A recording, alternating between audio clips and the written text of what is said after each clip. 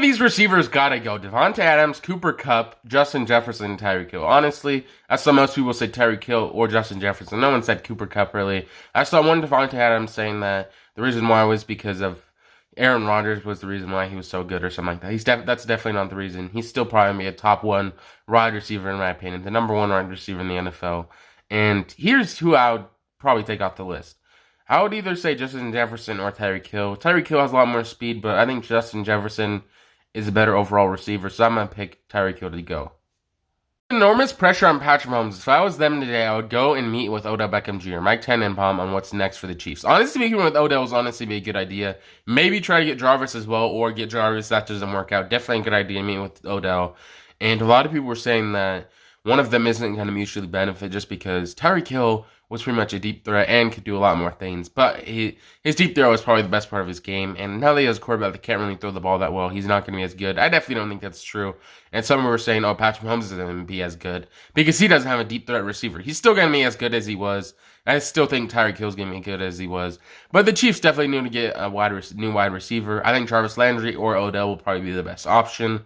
And signing Juju was definitely a good deal, though, but they need someone else.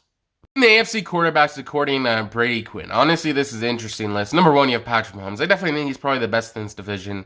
Number two, you have Russell Wilson for the Broncos. Definitely probably number two in my opinion. I think he's better than Justin Herbert, and he should be number two. I agree with this. Number three, Justin Herbert. I agree with that ranking as well. And number four, Derek Carr with the Raiders.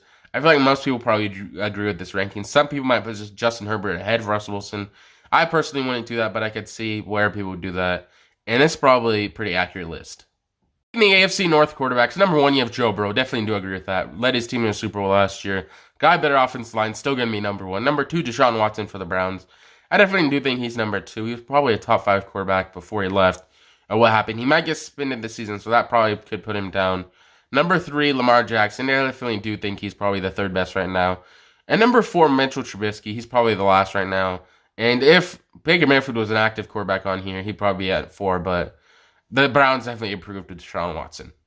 Colin Kaepernick, quarterback. At least 5 teams have called about Colin Kaepernick, and after being blacklisted from the NFL, he finally has teams calling him again. Honestly, this is a good sign, and hopefully he gets signed by a team at least as a backup or something like that. I still think he's good enough to be in the NFL, and I even think before what happened in 2016 when he was out of the NFL, he still should have been in the NFL.